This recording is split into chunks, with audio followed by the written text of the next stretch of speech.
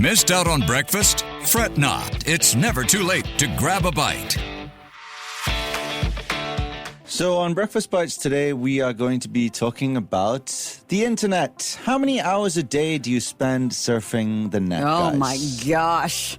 I'm embarrassed to say majority of my day. Okay. I think we rely on the internet a lot for work. So Yes. that's one big thing for our preps, as you know. But I think, when it comes to even relaxing, when I'm finally done with work, the kids are not home yet, I immediately turn to YouTube. I watch stuff. You play Yeah. Wordle, you play other games. Hey, those are good to keep your brain sharp, okay? Yeah, nice defense, Yeah, right? when you think about it, it's almost everything. Like if I'm trying to find something to do for dinner, right? Yeah. What's the recipe? Or Yes. if I'm trying to get something out of my shirt stain or something Yeah. like that, how do I get it out? So you're, in some sense, always on the internet.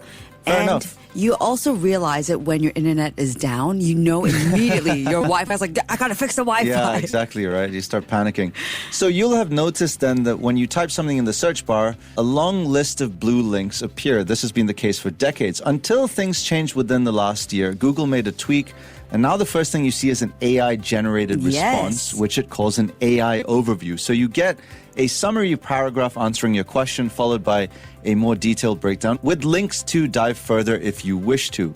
Pretty useful if accurate, but the tool has also in the past told some users searching for how to make cheese stick to pizza better that they could use non-toxic glue.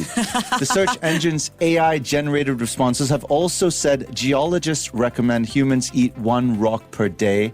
This, by the way, was reported in May 2024 when the AI overviews tool was still in experimental stages. Now, Google spokesperson at the time told BBC they were isolated examples.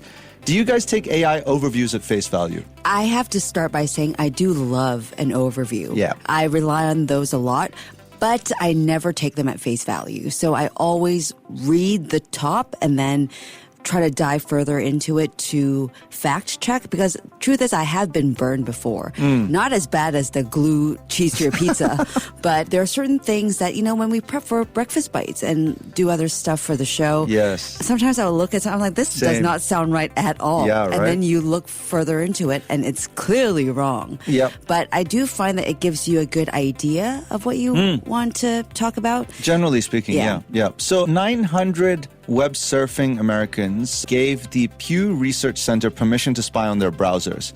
And what occurred was that the users were less likely, according to the findings, to click a link when they did a search that produced an AI summary, and also more likely to end their browsing session entirely. Google searchers were almost 2 times less likely to click on links to other sites when they saw AI overviews. 26% of the time, they just closed the browser. Now, this is quite a revelation given that people use Google search 5 trillion times a year.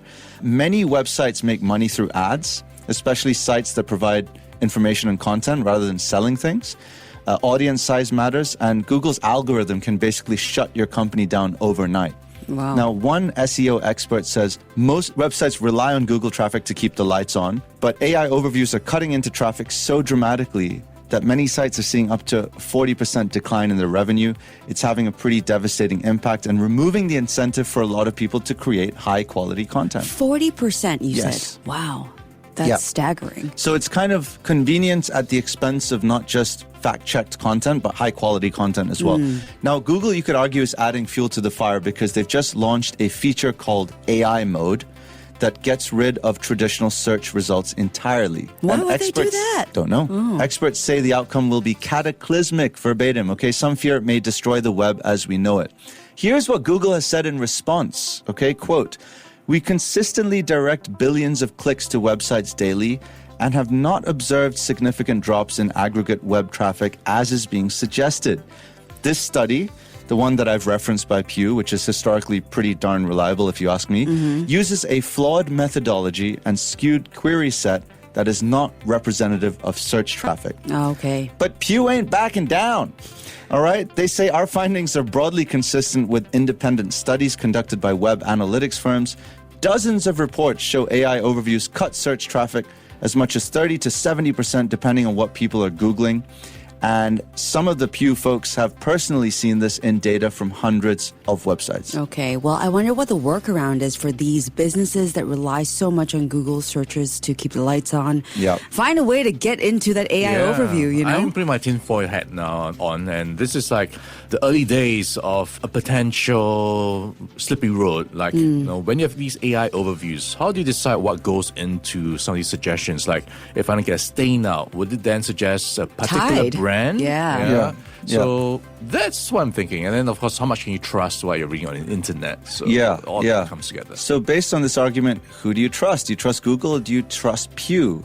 Let's let AI decide, right? Ironically, Google's own AI disagrees with its PR department. If you ask Google Gemini, it says AI overviews hurt websites.